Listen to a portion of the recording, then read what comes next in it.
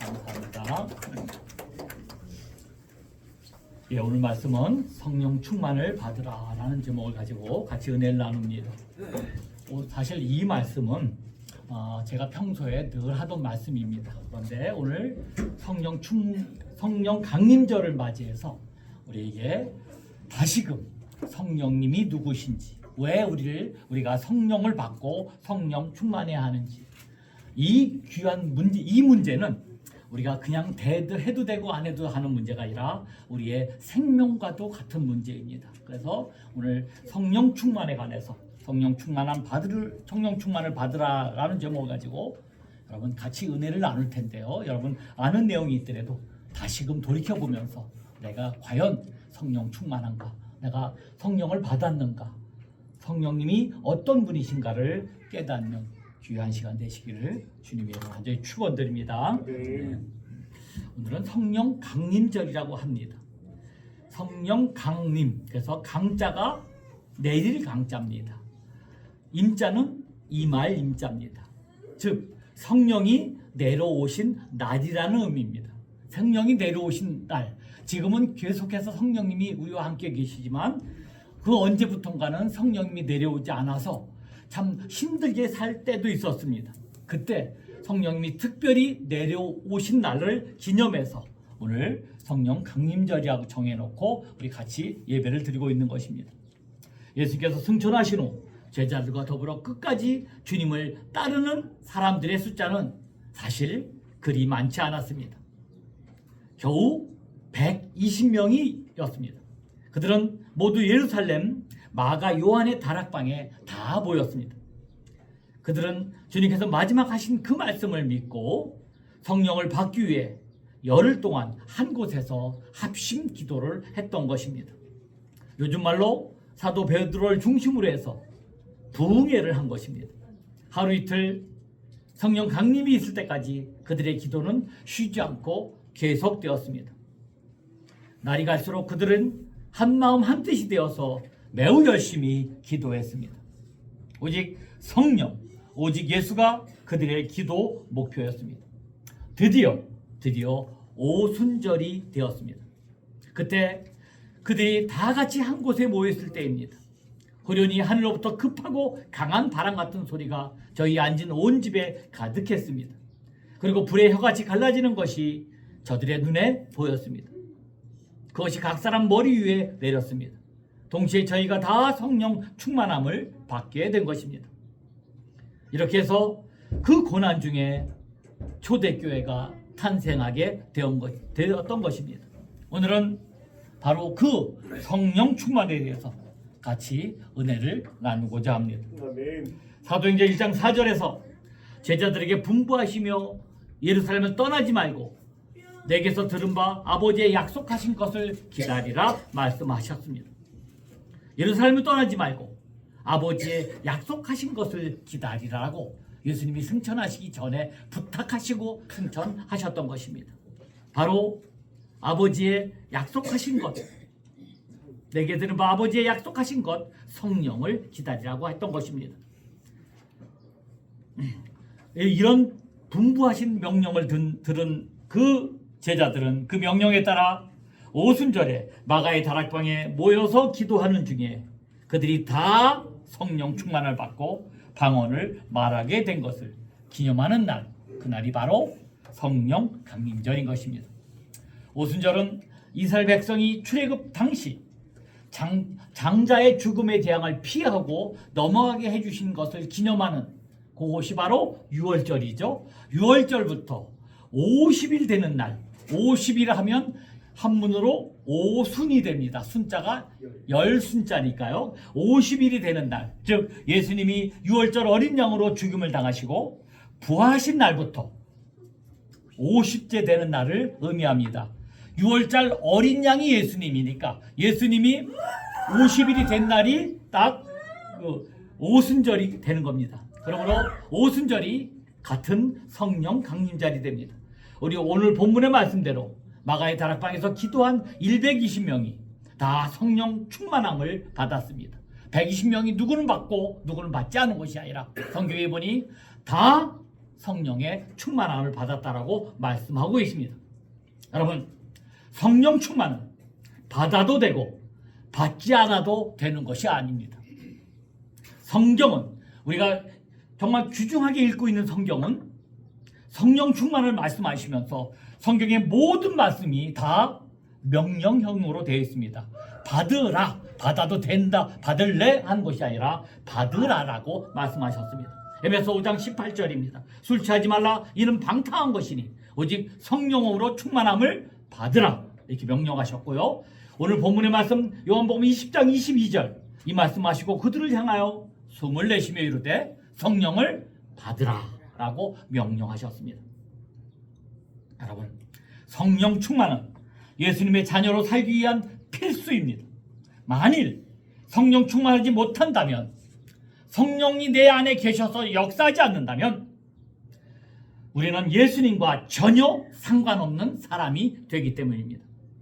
오늘 성령 강림절에 예배하는 여러분 모두 다 주님이 그토록 원하시는 성령 충만함을 받으시는 귀한 시간 되시기를 주님의 여러분을 간절히 축원드립니다. 아멘. 오늘 본문에 요한복음 20장 22절에 예수님은 이상한 행동을 조금 하십니다. 어떻게 하시냐면요, 한숨을 쉬시며 하고 한숨을 쉬시며 성령을 받으라 라고 말씀하고 계신 것입니다. 한숨을 쉬었습니다. 이러한 모습은 하나님이 인간을 창조하실 때 하나님의 모습과 거의 흡사한 모습이었습니다. 하나님이 사람을 만드시고 처음으로 한 것이 그 몸에 생기를 넣으시고 코에 불어 넣으시니 사람이 생명이 되리라. 창세기 2장 7절입니다. 여호와 하나님의 땅의 흙으로 사람을 지으시고 생기를 그 코에 불어 넣으시니 사람이 생명이 되니라 라고 분명하게 말씀하셨습니다. 하나님이 흙 덩어리를 가지고 사람을 빚어놓고 하나님이 사람을 만들기 위해서 그 코에 생기를 넣었더니 생명이 됐다라고 성경은 표현하고 있습니다.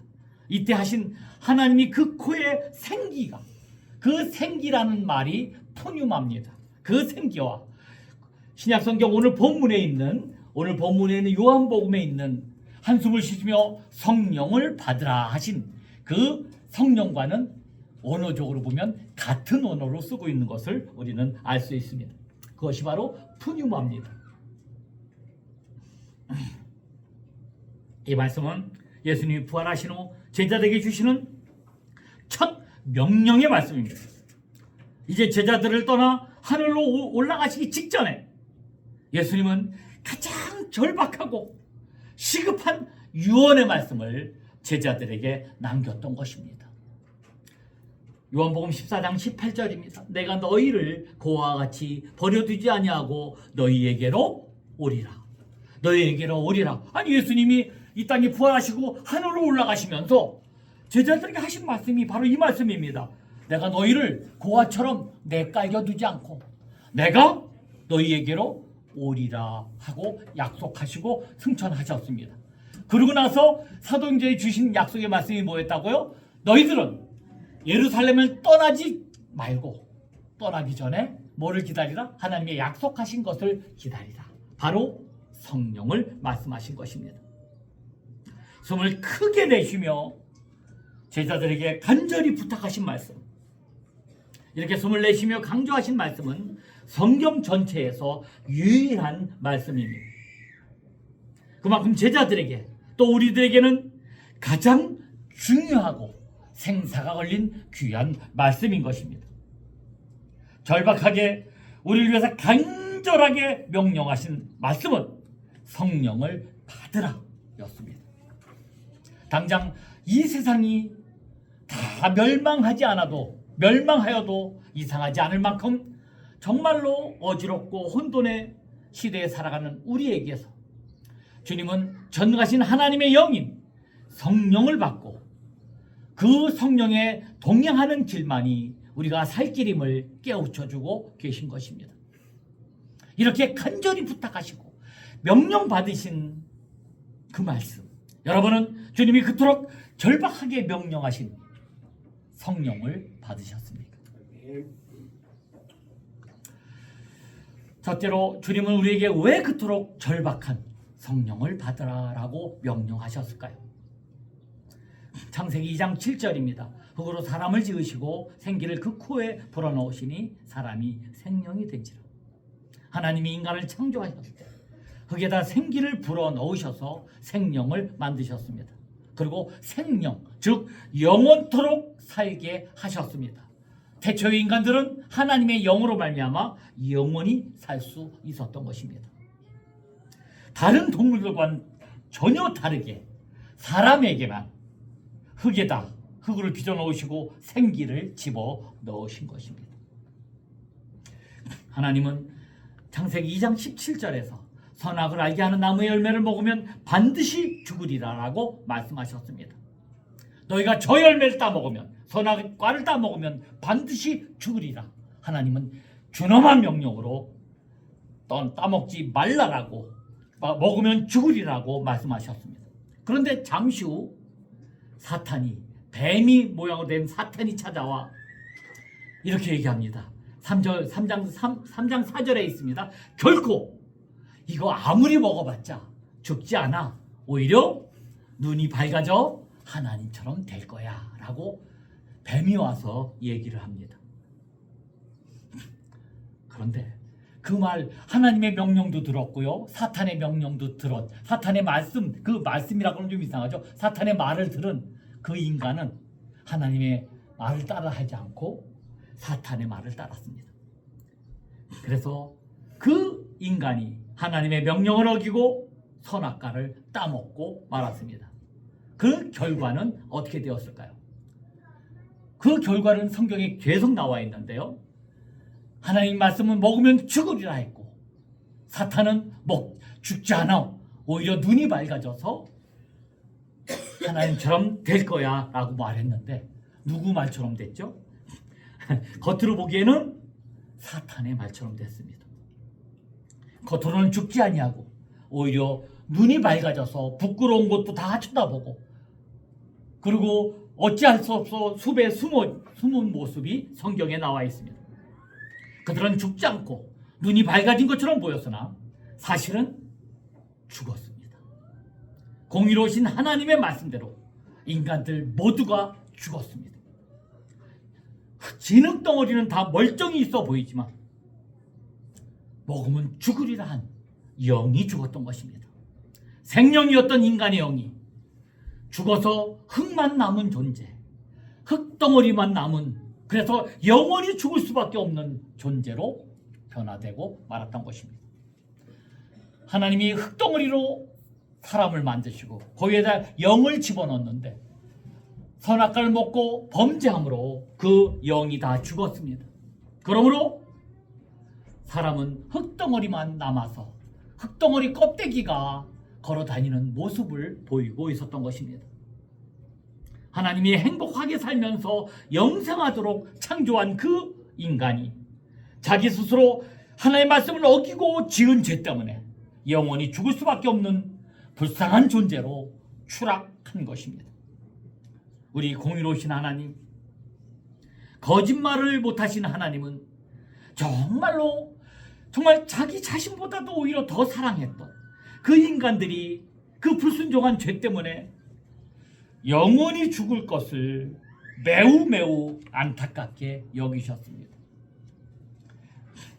그래서 하나님은 영원히 살도록 한 그 인간이 영원히 죽을 수밖에 없는 그 존재로 추락해버린 그 인간을 위해 하나밖에 없는 아들을 십자가에서 대신 죽여서 대속의 제물로 삼기 위해, 인간을 구원하기 위해 우리에게 예수님을 보내신 것입니다. 하나님이 이처럼 우리 인간을 너무너무 불쌍히 여기시고 사랑함으로 예수님을 보내신 것입니다. 그 예수님이, 이 땅에 오신 그 예수님이 공생의 첫 말씀이 뭔지 아십니까? 마태복음 4장 17절에 보니까 회개하라, 천국이 가까이 왔느니라 말씀하십니다. 회개하라, 천국이 가까이 왔느니라. 우리는 누구나 이렇게 생각합니다. 천국은 내가 죽어서 가는 거지 무슨 천국이 가까이 왔대. 예수님 좀 이상한 말씀 아니야? 라고 생각할 수도 있는 귀한 말씀입니다. 아니 내가 천국을 가는 것이 아니고 천국이 우리에게 온다는 의미는 무엇일까요? 바로 우리가 내가 회개하고 마음을 비우고 주님의 영, 즉 성령을 내 안에 영접하면 천국이 내 안에 임한다는 말씀입니다. 하나님이 영이 임하는 곳이 바로 곧 천국이라는 것입니다. 주님의 하나님의 그 귀한 생기가 죽어서 영이 죽어서 죽을 수밖에 없는 흙덩어리밖에 되는 우리 인간들이 우리의 마음을 비우고 주님이 약속하신 성령을 내 안에 영접하기만 하면 그 성령이 내게 임하셔서 바로 이때 이 세상의 삶부터 천국의 삶을 살아갈 수 있다라고 말씀하고 있는 것입니다. 그래서 제자들이 예수님 천국이 도대체 어디 있습니까? 라는 그런 물음에 예수님은 누가복음 10장 21절에 이런 대답을 합니다. 여기 있다 저기 있다 못하리니 천국은 너희 안에 있느니라 라고 말씀하고 있는 것입니다. 창세기 3장 14절에서 여러분 잘 알다시피 하나님이 뱀에게 저주합니다. 너희가 살아있는 동안 흙을 먹을지니라. 하나님의 준엄한 명령이었습니다. 그런데 우리가 이 말씀을 보고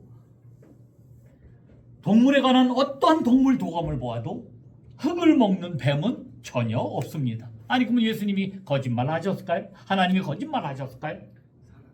마귀는 그 귀신은 악한 영은 누구만 쫓아다니냐면요.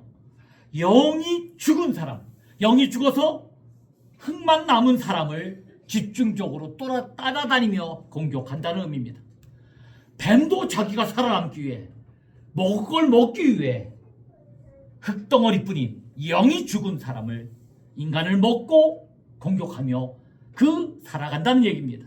그래서 우리 불쌍한 인간은 하나님 없이 살아가는 인간은 성령 없이 살아가는 인간은 일생이 힘들고 정말로 어려운 악령의 공격을 받고 그렇게 어렵게 살아가게 되는 것입니다. 우리는 영원한 구원을 얻기 위해 또한 이 세상에서부터 행복을 누리며 천국을 누리는 능력의 삶을 살기 위해서는 하나님이 그토록 간절히 명령하신 성령 충만을 받아야 하는 것입니다. 아멘. 그러면 우리가 반드시 생명을 걸고 받아야 하는 그 성령님은 누굽니까? 많은 사람들은 뽀빠이 시금치로 착각합니다.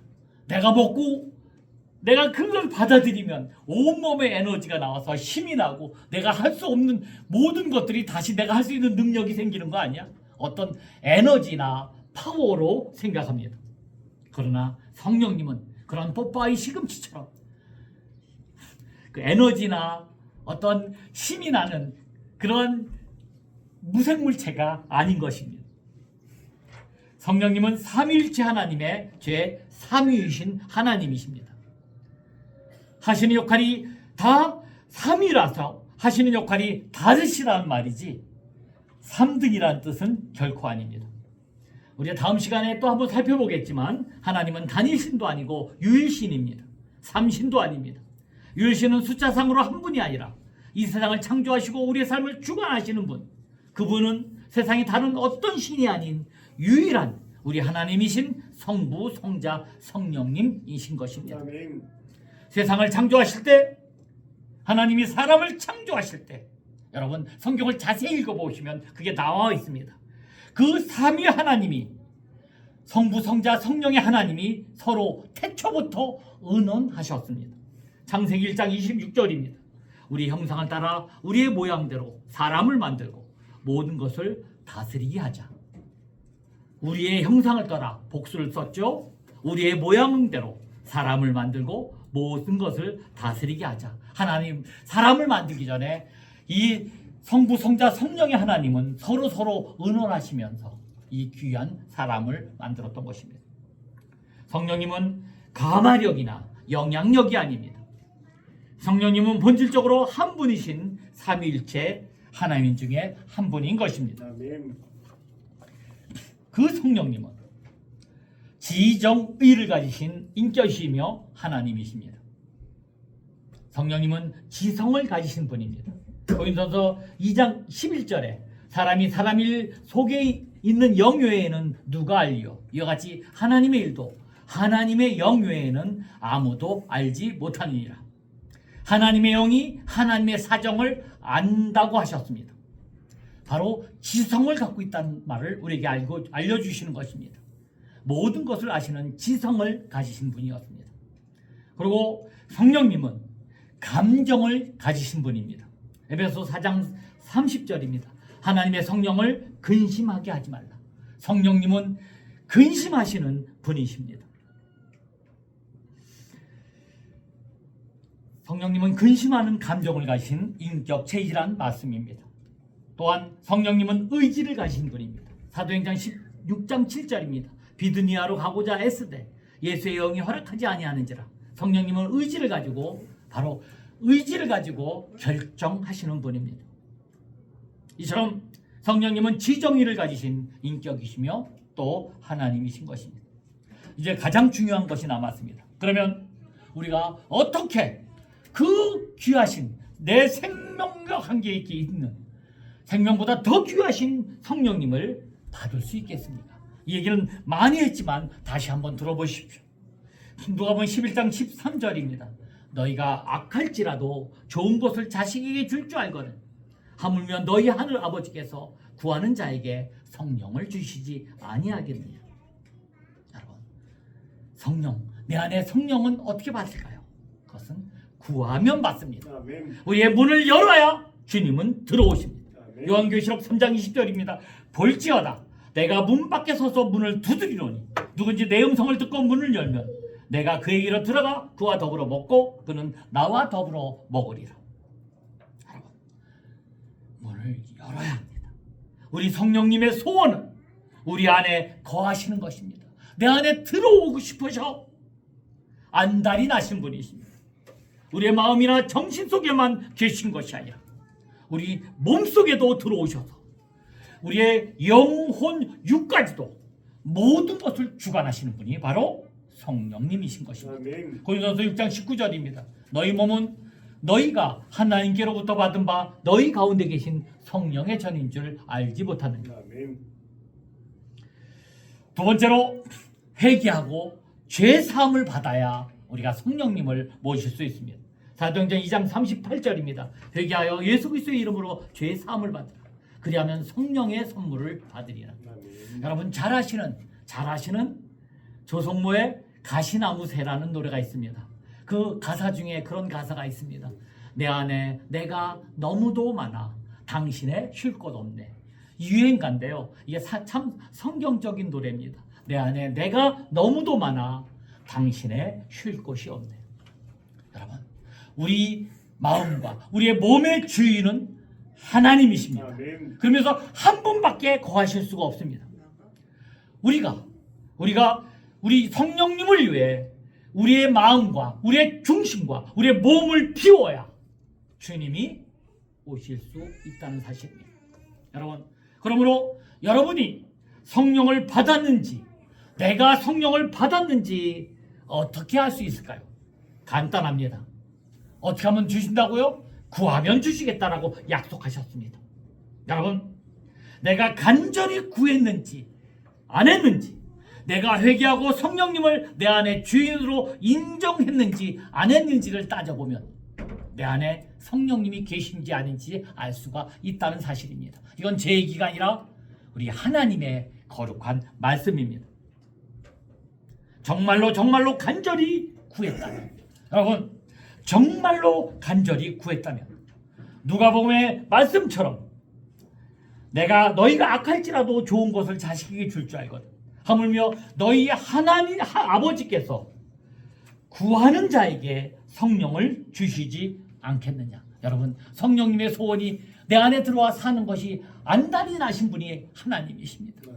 그 하나님은 우리가 주여 내게로 와 주옵소서 간절히 구하기만 하면 내 속에 들어오신다는 사실입니다. 이것을 믿어야 하는 겁니다. 그리고 내가 회개하고 성령님을 내 안에 주인으로 인정해 드리기만 하면 내 안에 들어오십니다. 정말로 간절히 구했다면 갑자기 하늘처럼 뭐 뜨겁게 벼락이 때리고 이상하고 뭐 눈물이 질질 나오고 뭐 땀이 막 나고 펄펄 뛰지 않아도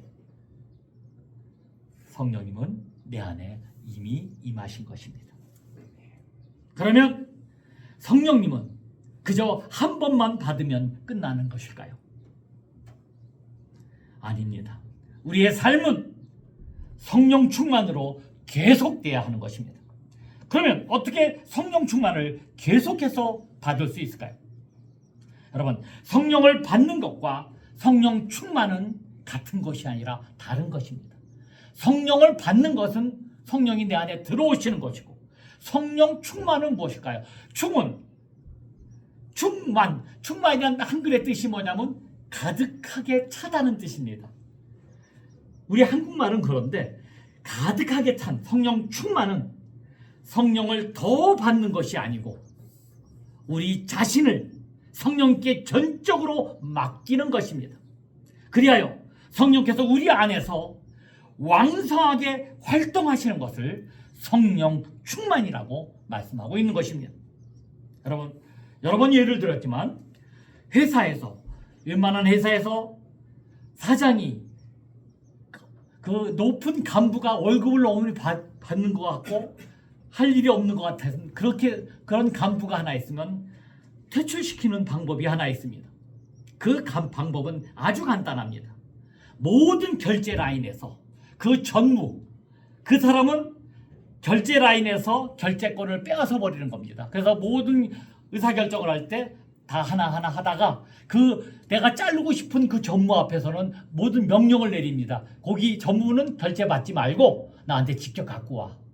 그러면 처음에는 그 전무는 뭐 괜찮아 보입니다. 아유, 내가 일 안 하면 월급 받으면 좋지 하면 그렇게 좋을 것 같지만 저는 회사 생활을 또 여러 번 해봤는데요. 한 2달을 견디는 사람을 못 봤습니다. 아무 할 일 없이 허수아비로 만들어버리면 간부 직원은 결국에는 너무너무 쭈삣쭈삣대다가 그냥 짐을 싸서 집으로 가는 모습을 많이 보았습니다.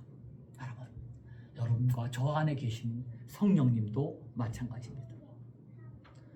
내가 기껏 모셔놓고 주여 내 안에 들어와 주십시오, 나의 주인이 되십시오 말은 그렇게 놓고 내 삶 속에서 그 성령님께 결제권을 드리지 않고 언제나 하나님을 깔아앉아버리고 그 성령님을 무시해버린다면, 내 마음대로 내 뜻대로 행동한다면 우리 성령님은 처음엔 매우 근심하십니다.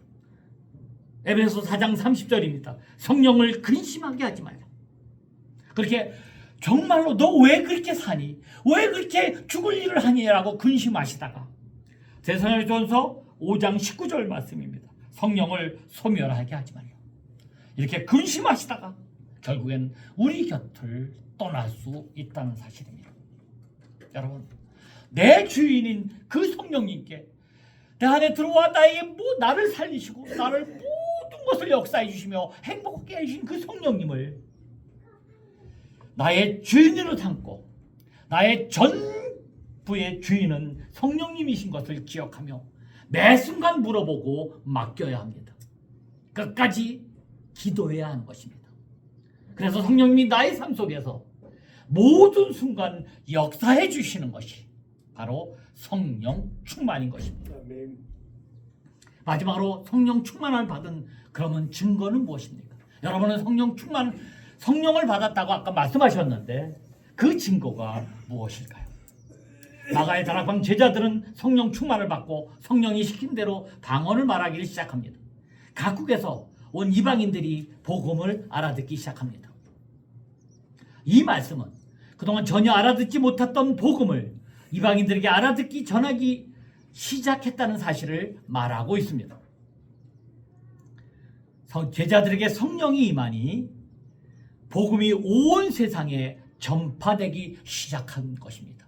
성령의 가장 직접적인 증거는 뭔지 아십니까?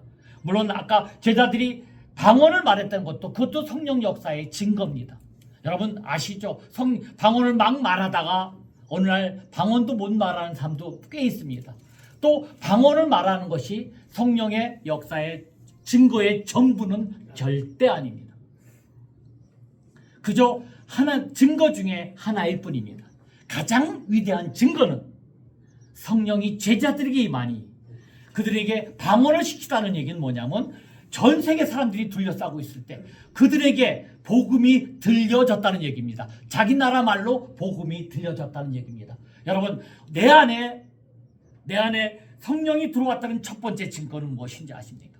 내가 땀이 질질 나고 불같이 펄펄 뛰면서 미치도록 대굴대굴 구는 거 그것도 증거일 수도 있지만 그게 가장 중요한 증거가 아니라 내 안에 오신 증거 중에 가장 첫 번째 중요한 증거는 내가 나를 통하여 복음이 이웃에게 전파되기 시작한다는 사실입니다. 내가 하나님의 말씀을 증거하고 싶어 미치겠다는 그 마음이 생긴다는 뜻입니다. 근데 우리 교인들 중에서 권사님 중에서도 늘 그렇게 갈급한 마음을 들은 적이 있습니다. 내가 복음을 전해야 되는데 잘못해서 열매가 없어 힘들어요. 성령의 증거는 그 열매의 하나는 내가 복음을 증거하고 싶어서 정말 애쓰고 그 귀한 마음이 생긴다는 것입니다. 그것이 성령 받은 첫 번째 증거입니다. 그러고 나서 또 증거가 어딘 줄 아십니까? 우리가 성령이 임하면 성령의 열매가 맺혀야 합니다. 만약에 사과나무에서 사과가 맺히는 걸 보려면 그 나무가 뭐여야 되냐면 사과나무여야 됩니다. 나무의 종류를 알기 위해서는 그 열매를 보고 알 수 있는 것입니다. 요한복음 15장 5절 그가 내 안에 내가 그 안에 거하면 사람이 열매를 많이 맺나니 갈라디아서 5장 22절 23절입니다. 오직 성령의 열매는 사랑과 희락과 화평과 오래 참음과 자비와 양성과 충성과 온유와 절제니 이 같은 것을 금지할 법이 없느니라. 성령 충만하면 열매가 맺어져야 합니다. 만일 여러분 잘 생각해 보시기 바랍니다. 내가 성령을 분명히 받았습니다. 하나님 말씀대로 받았는데도 만약 나에게 이 귀중한 열매가 맺히지 않는다면 왜 그럴까요? 그것은 성령은 기껏 받아놓고 아직도 성령님이 나의 주인이 아니고 내가 나의 주인이 되어 성령을 근심하게 한 결과일 것입니다. 여러분, 날마다 성령 충만을 구하며 온전히 주님께 맡기는 삶을 사심으로 우리 때문에, 나 때문에 우리 교회가 마가의 다락방처럼 서로 안 들리던 말들이 서로 다 소통이 되며 관계가 좋아지며 나 때문에 이 마을에 복음이 전파되어 성령의 열매를 맺히는 여러분 모두가 되시기를 주님의 이름으로 간절히 축원드립니다.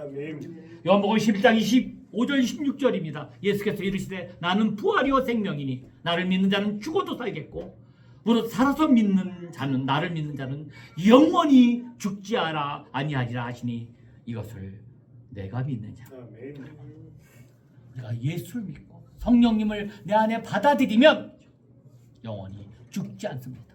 지금 죽어도 또 다시 살 것을 예수님은 우리에게 말씀해주고 있는 것입니다. 그럼 모두 다 성령 충만하심으로 이 땅에서부터 성령님이 내 안에 계시면 천국이라 하셨잖아요. 이 땅에서 천국을 누리시다가 영원한 천국으로 이때에 가시는 여러분 되시기를 간절히 축원드립니다. 우리 시간에 짧게만 2분간만 간절하게 기도하는 시간 갖겠습니다. 우리의 기도가 우리의 인생을 바꿀 수 있습니다. 온전 마가의 다락방에서 제자들은 성령 충만을 받고 모든 삶, 전부가 삶이 바뀌었습니다. 비겁하고 한심한 인생에서 가치 있고 용기 있는 인생으로 자기의 유익만을 위한 인생에서 이웃을 위해 목숨까지 내놓는 인생으로 그저 이 세상만 바라보는 시각에서 영원한 생명을 위해 복음을 전하는 부활의 인생으로 바뀌었습니다. 세상적 욕망과 나만을 위해 살았던 모든 죄악을 다 주님께 내어놓고 여러분 주님만이 나의 주인이 되어 하나님 뜻을 따라 하나님 나라를 위해 어렵고 가난한 이웃을 위해 복음을 전함으로 성령의 열매가 맺혀지게 하옵소서라고 그렇게 간절히 기도하는 시간 갖겠습니다. 이 시간 주님이 우리에게 명령하십니다. 너희는 성령을 받으라. 오직 성령 충만함을 받으라. 이것이 우리의 살 길이며 형통되는 길이라고 말씀하고 있습니다. 우리 간절한 마음으로 주여 한번 외치며 딱 2분간만 기도합니다. 우리 간절한 마음으로 기도합니다.